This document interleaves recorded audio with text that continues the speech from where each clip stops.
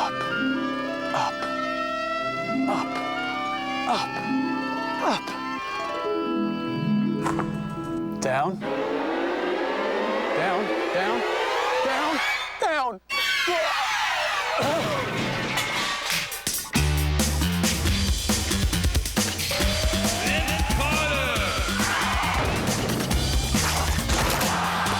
Sports figures, put your brain in the game.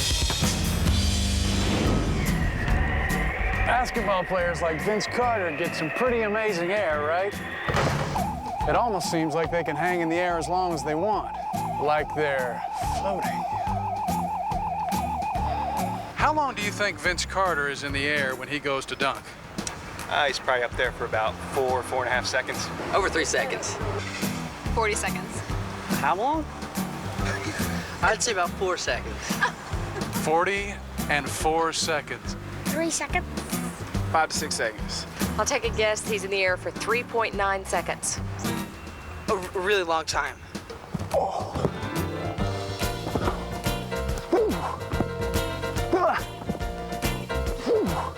Come on. It may seem like the secret to hang time happens up there. But the real trick to hang time is right here. That's it. It's all right here.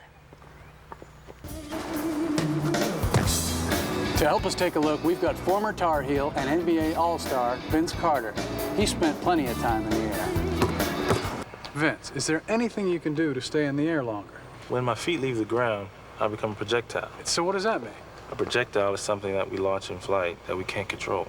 So when I throw a basketball, the ball is a projectile. Right. And how long a projectile is in the air is determined by? Gravity. And one of the things we know for sure is that you can't defy gravity. What goes up must come down.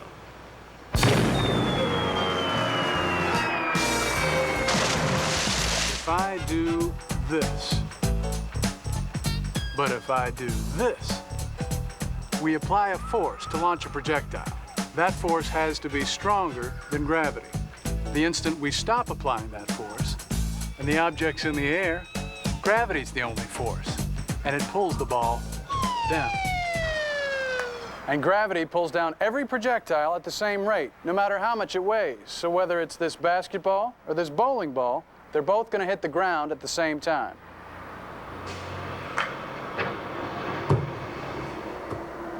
Ta-da! But some projectiles do stay in the air longer than others. How come? Something with a lot of upward velocity is going to stay in the air longer. Okay. But the force of gravity is slowing down the upward velocity. And then what? Well, the ball stops going up, and gravity now brings it down. So what does all this tell us? That the upward velocity determines how high something goes. So what can this tell us about hang time in basketball? The higher something goes, the longer it will stay in the air. So how long you're in the air depends on how high you jump. Okay, so that seems right. So, like, if you can jump twice as high as he can, then you'll be in the air twice as long. Seems right. Well, we can't be sure until we try it out. Let's go. Okay, so we're going to see how high you guys can jump. What is the first thing we need? Well, we need to know how high their hands are before they jump. Okay, sounds good. 8 feet. All right, show us your stuff, Corey. 9 feet. Okay, so we started at 8 feet, jumped to 9 feet. The height of the jump was 1 foot. Okay, Larry, now your turn. 7 foot 10 inches. Okay. 9 foot 10 inches. Whoa, that's 2 feet. That's pretty good. Now we can go to the videotape to figure out their hang time. We know that videotape records at 30 frames a second. So by counting the number of frames, we can figure out how long they were in the air. Corey jumped a height of 1 foot and was in the air for 15 frames, or half a second. Larry jumped a pretty amazing 2 feet.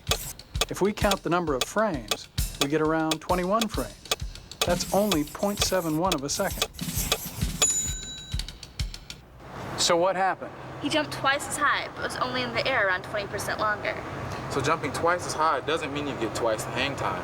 The relation between height and hang time isn't linear. Jumping 1 foot in the air gives you a hang time of a half second. You'd have to jump 4 feet in the air to double that and be in the air for 1 second. Okay, so we know that your vertical velocity is going to determine how high you go and how long you stay in the air. But when I dunk, We don't jump straight up. Can't we get more hang time by running into it and moving horizontally at the same time? Nope. No? Nope. You sure? Vince, it's me. Larry here jumped 2 feet. That's pretty high. His hang time was 0.71 of a second. Let's have him take a running start, see if he can get higher and hang in the air longer.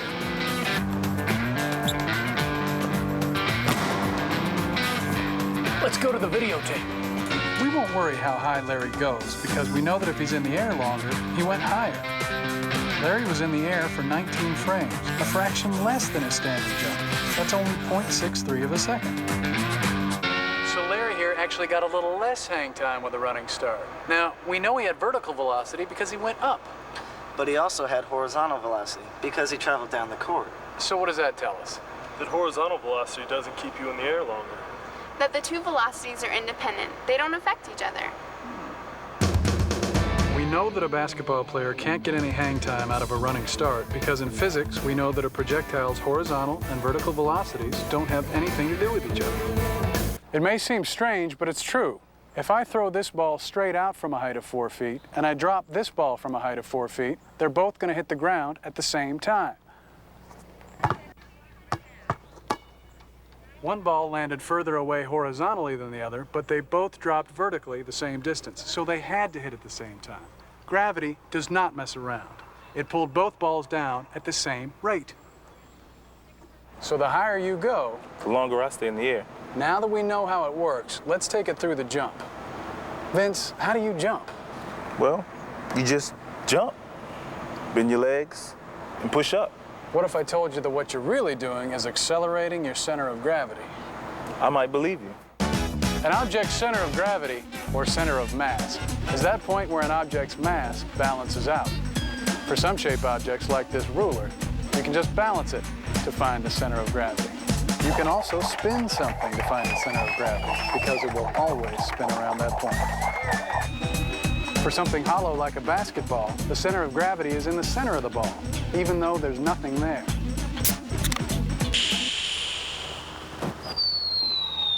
When we launch a projectile, like jumping, we're accelerating an object's mass. So we use the center of gravity, or center of mass, to be the point where we measure that object's acceleration. Sort of gives us an average of an object's mass. The more vertical velocity Vince can generate, the higher he'll go and the longer he'll be in the air. The amount of acceleration has to do with 2 things. The first is how long the center of gravity accelerates. This is the length of time Vince is able to push up before his legs straighten and his feet leave the floor. The further down you bring your center of gravity, the greater the distance you have to accelerate it, and the higher you jump. Of course, there is a limit to how low you can go. The second thing that determines how high you jump is the ratio of force to weight. This is the force you push down on the floor with divided by your weight. Obviously, the greatest amount of force with the least amount of weight will get you the highest. That force comes from your muscles. Now, Vince, which muscles do you use for jumping? Your quads. And do you work them out all the time? Nope, not at all. You just can jump because you can jump. Basically. Okay, so we've seen that once a basketball player is in the air, there's nothing they can do to increase hang time. But how come sometimes they do seem to hang in the air? It's an illusion. It's created in a couple different ways. What would you say if I told you he's usually in the air for less than 1 second? I'd say that's pretty amazing because it looks like he's up there an awful lot longer than that. Well, I would say that you're probably wrong. It doesn't sound right. Somebody else has been fooled. See the curved path the ball follows? That's called a parabola. A parabola shows the shape of gravity, slowing the vertical velocity and pulling it back down. A parabola can be shallow or steep, but it always follows a constant curve. It can't be flattened out. But there is a way basketball players make it seem like they're flattening this curve. When Vince leaps into the air like this, it seems he's floating horizontally rather than just going up and down. But if we trace the path of his center of gravity, we see that it really is just arcing up, then down. It has to. As Vince leaps, his vertical velocity is very fast. Then gravity slows it and gradually pulls him down. As he gets closer to the ground, he is again going very fast. What this means is Vince spends the majority of his time in the air up near the top of the arc. Actually, half of the time is spent at the top quarter of the arc. This naturally gives the illusion that he is floating horizontally. An object's center of gravity is where its mass balances out. Now, if we change the object's shape, its center of gravity changes. Now, the difference between a basketball and a basketball player is that the player can change shape in midair. It may not keep you in the air any longer, but changing your shape in midair can create the illusion that you're floating. Here's how it works. A lot of players lift their legs when they jump. By changing their shape like this, they can change the location of the center of gravity relative to their bodies. If Vince's center of gravity is down here below his navel, lifting his legs could raise it up onto his stomach. The center of gravity still follows the parabola, but the head and shoulders will actually move horizontally for an instant. To do this, the legs have to be raised exactly at the peak of the jump. Since our eyes tend to follow the head and shoulders of the player, it seems like they're floating, even though their center of gravity follows a perfect arc. Ballet dancers use this technique for the greatest effect of floating in their leaps. In fact, ballet dancers get some of the greatest air. It may not be defying gravity, but it sure is nice to look at. The final reason people tend to think of hoopsters as floating through the air is TV's use of slow-mo replays.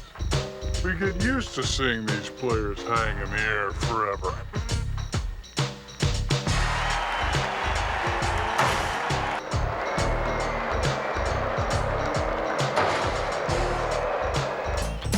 So, there's the amount of time a player naturally spends at the top of the leap, the ability of some players to change their shape in midair, and the usage of slow-motion replays, all making you think these players are defying gravity. But they're not. Okay, none of this talks about what it must feel like to soar through the air and dunk. You guys look like you have a lot of fun out there. Oh, we have a lot of fun. Dunking is an art, and we enjoy it, and mostly it's to entertain the fans. Okay, so what did we learn today? That a projectile is an object launched into the air that can't control its own flight. And the projectile's flight is determined by what happens before it leaves the ground. After that, gravity takes over, so your hang time is determined by your vertical velocity. And horizontal velocity has no effect on hang time. The center of gravity of an object makes a shape called a parabola because of gravity. And no matter what, you can't defy gravity. Now here's something for you to figure out. Why wouldn't jumping twice as high give you twice the hang time? Here's a hint. Gravity changes the speed by 32 feet per second every second it's in the air. Well, that's it. We'd like to thank Vince Carter for donating his time today, and our students, Corey, Angela, Larry, Erica, Steven, and Ashley, for helping us out today on ESPN Sports Figures Hang Time. Okay, can I get down? No, down. Down, please.